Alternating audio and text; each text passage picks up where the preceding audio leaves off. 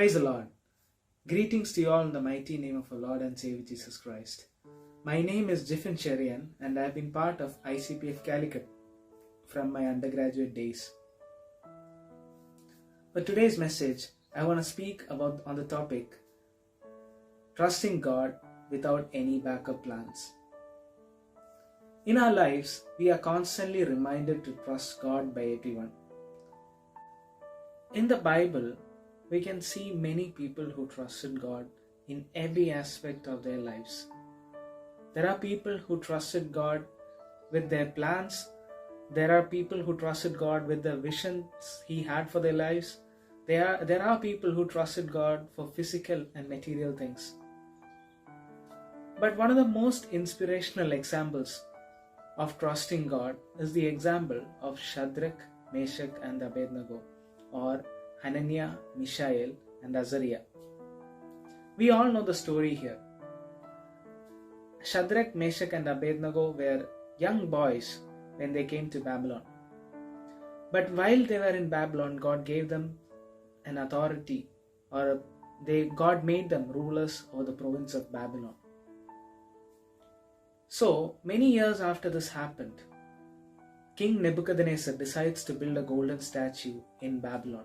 He sent out a decree saying that every person in his nation should worship the statue when they hear the sounds of musical instruments. If they do not worship the statue, they will be thrown into the furnace. It is at this juncture that our three young boys decide to not worship or bow down to that statue. They were also three servants among many others. There would be probably other Jewish servants who bowed down to that statue, but they made the decision not to bow down to that statue. If you look at the life of Shadrach, Meshach and Abednego, we can see that they were kind of rich. They were not just any servants. They had a lot of political power in that nation. They were the rulers of the province of Babylon. They were not common people. And despite them being special, they knew that if the king asked them to do something, if they would do that, they might even get better promotions, or they might improve in their lifestyle while in Babylon. But they knew, despite the pressures of the king, they decided that they will not bow down to the statue. In fact, the king was not even ready to put them to death initially. He wanted them to change from their ways and wanted them to bow down. He gave them one more chance to do the right thing according to him. But this is when these young boys, or these three people, decide to take a bold step for Christ. They proclaim a statement in Daniel 3 verse 17 and 18. If we are thrown into the blazing furnace, the God whom we serve is able to save us.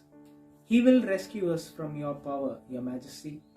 But even if He doesn't, we want to make it clear to you, your majesty, that we will never serve your gods or worship the gold statue that you have set up.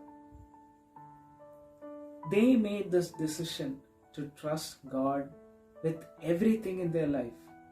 It was not just a matter of wealth for them. It was not just a matter of power, or it was not just a matter of authority. It was not just a matter of comfort for these young boys.